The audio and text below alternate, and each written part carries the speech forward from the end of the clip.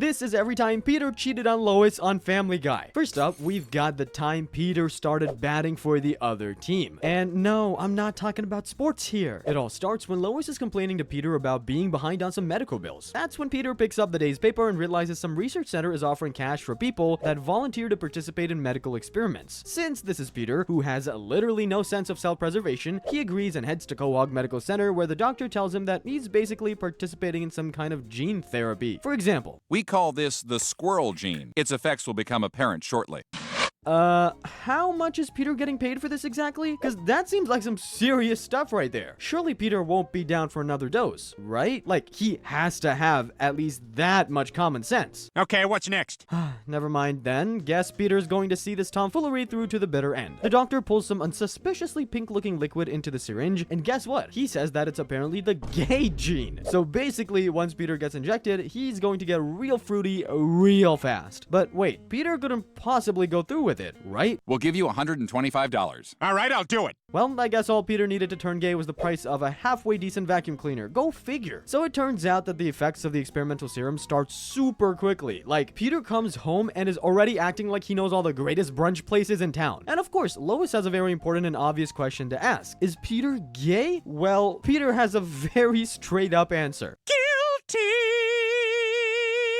Well, you get the picture. So anyway, Peter just keeps getting gayer and gayer by the day. Like, he even starts saying stuff like, I wish I was Beyonce. You and me both, Peter. You and me both. At first, Lois wants Peter to go straight back to the doctor to reverse the effects until he makes a batch of muffins. Can you imagine Peter making muffins instead of just eating them? Needless to say, this completely shifts Lois's perspective on the situation. Well, now, wait a minute, Meg. Let's not be too hasty.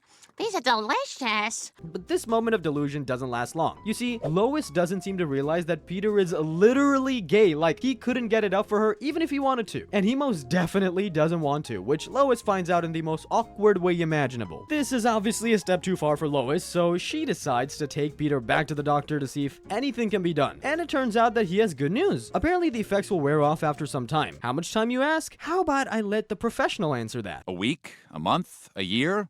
525,600 minutes? Okay, so this is clearly a way bigger problem than anyone could have expected. Peter actually doesn't mind the fact that he's gay, and to be honest, it kind of works for him. Like, I don't know about you guys, Peter somehow seems less insufferable as a gay man. But the thing is, his gayness is about to reach a whole nother level, and let me tell ya, Lois is not going to be happy about this. Hi, everybody. This is Scott. Well, I guess Peter got himself a boyfriend, or in Peter's words, his soulmate. And if that wasn't enough, he also tells Lois that he's leaving her for this hot new guy. Peter has zero issues leaving his whole family behind, and before you know it, him and Scott are getting real romantic at a fancy restaurant. Like, I seriously doubt Peter has ever taken Lois to a place like this. But look at him now. And once their meal is over, they're ready to get down and dirty like never before, by which I mean... Oh, Peter, let's snuggle on the couch and watch Lifetime. Okay, that took a, unexpected turn, but there's good news for Lois. Brian and Stewie have a plan to set Peter straight, and I mean literally.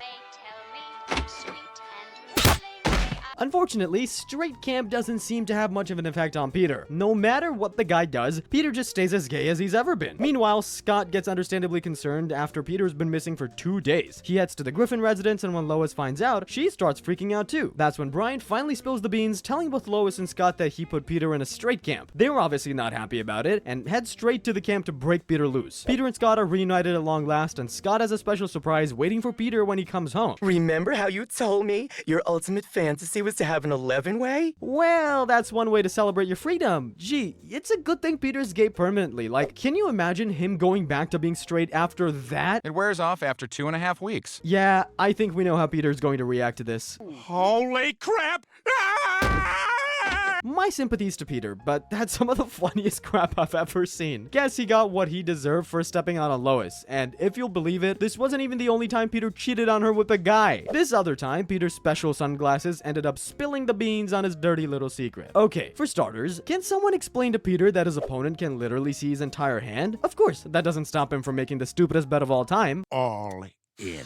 Yikes, that's one-way ticket to bankruptcy right there, but Peter gets a call that makes him forget he was even playing poker in the first place. Peter is once again done in by those mirrored sunglasses, which reveal that he's getting a call from his secret boyfriend. I mean, why save his number like that, dude? You could have just saved it as pizza delivery or something. Learn how to keep a secret, Peter. And of course, he has the absolute dumbest excuse imaginable, locked and loaded. Gotta take this. It's my wife. Stay classy, Peter. And honestly, compared to all the other stuff he's done, this is practically mild. Like, does anyone remember the time he revealed he had a whole other family? Basically, Peter tells his family he has these, business trips to go on. Hope you heard the air quotes there, because these are not business trips in any sense of the word. Like, okay, Peter flies off to Chicago wearing a suit and everything. Seems perfectly harmless, right? Clearly, he's there to, I don't know, open up a new brewery. That's what he does, right? Honestly, I can't remember Peter's job for the life of me, and I don't care, because what happens next will leave you screaming. While in the taxi, Peter changes into a whole new outfit, and the next thing you know, he bursts into a house and is greeted by a whole batch of kids. You see, Peter's second family works differently because he's apparently the mom in this scenario. Now, I have a lot of questions. Whose kids are those? How does the bedroom stuff work? And why is Peter doing this? Well, if you think that's bad, wait till you get a load of the time Peter suddenly decided he was a bachelor. Okay, to be fair, there is a bit of backstory required here. So basically, the Griffins somehow make their way onto Family Feud. But in classic Family Guy tradition, the storyline we think we're going to get is just the launch pad for the real storylines. Of course, Peter takes all of 10 minutes to get into a fight with Richard Dawson, and the next thing you know, he's flying headfirst into a table. Now, that definitely looks like it hurt, and as it turns out, Peter's not exactly looking at a speedy recovery. What happened? Where am I?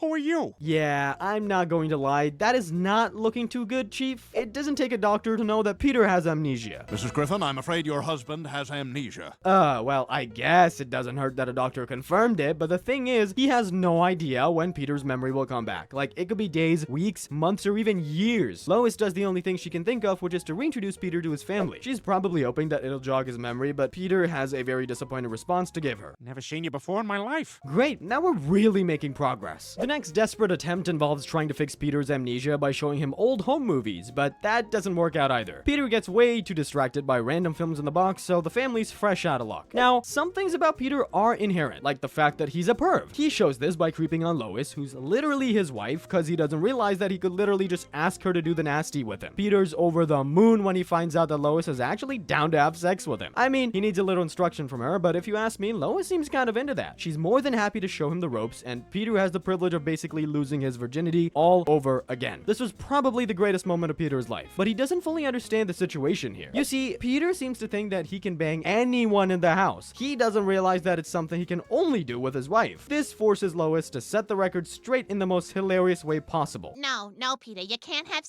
with the kids. Now that's a sentence I never thought I'd hear. But Peter's not done yet. Remember, this is all about the times he cheated on Lois, and that cheating is coming right at you, fresh off the presses. You ready to have You bet. Move over so Tiffany and I have room. Damn, Peter, you move fast. Lois obviously isn't too happy about Peter flaunting his infidelity in her face, but Peter's having trouble understanding the whole concept of marriage. In fact, he seems to think it's a dumb idea and decides marriage is over. All of a sudden, Lois is getting kicked out of the house and Peter's getting ready for some hardcore partying. Seriously, Lois and the kids have to move to some crappy apartment in the city. Also, Peter can get his rocks off back home. And boy, does he take advantage of the freedom. Peter starts living like an actual bachelor, and even Brian isn't able to knock some sense into him. Peter, you left your family for this? Look, I don't know what I was doing before, but this is the way man was meant to live. I just know it. Meanwhile, Quagmire has his sights set on Lois. He manages to get in her bed, and Brian has to rush over to Peter to tell him what's about to happen. He arrives just in time, but Peter has a bit of a confession to make. You've got your memory back? Uh-huh.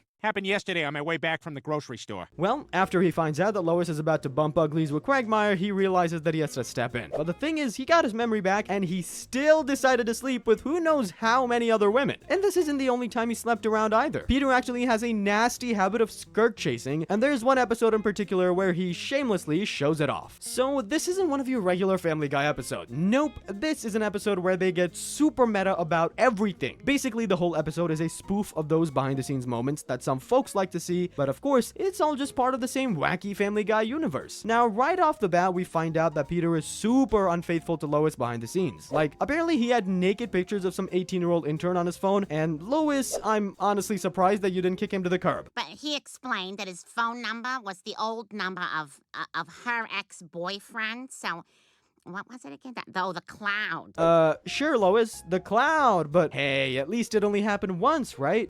And it's happened 5 times since then, and some of the pictures had both Peter and the girl in them. Man, someone needs to teach Lois some dang self-respect. But what can we expect when she sits by while Peter bangs everything from college girls to cardboard cutouts? Yeah, you heard me. Cardboard cutouts. This episode starts like so many other Family Guy episodes do, with a guy sitting around and having a drink at the bar. But all of a sudden, the bartender breaks out a cardboard cutout of Kathy Ireland, a model that used to show up on Sports Illustrated pretty much every other day back in the 80s and 90s. Peter is so taken by the cutout that he starts to sing her, a song. And that's not just something someone does for a friend. Nope, that's something you do for someone you're looking to play hide the sausage with. And in case you think this is just some cutaway gag, you are sorely mistaken. Like, Peter literally takes the cutout home with him and even introduces her to the kids. And of course, you know, he's not bringing her home for research purposes. Fast forward about 30 seconds, which is about how long I'd expect Peter to last, and the guy somehow had sex with the cutout. I honestly don't know if I even want to understand how it worked, but I get the feeling the cutout is not as dry as it used to be. And this isn't just some fling either. Peter takes Kathy out to dinner and everything, but much to his surprise, Lois ends up surprising him there. She has some very understandable questions about what in the hell Peter's doing, and honestly, he doesn't really have any good answers for her. You know what, Lois? I'm glad you found out.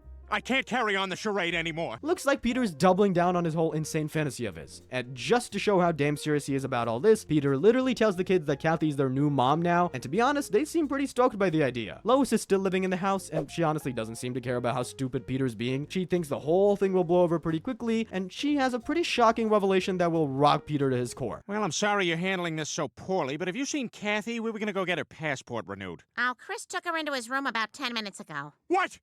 That whore! Peter's obviously not thrilled about the whole situation, so he goes up just as Chris puts Kathy out in the hallway as if nothing happened. Peter's so mad that he gives Kathy a good shake, and bam, her head falls off, because, you know, she's literally made of cardboard. So in the end, Peter has to bury his cardboard mistress, and everything goes back to normal. Just another day in the Griffin household. If you thought Peter is an asshole for cheating that many times on Lois, wait till you see her trying to cheat on Peter with an underage Justin Bieber. Watch that video here.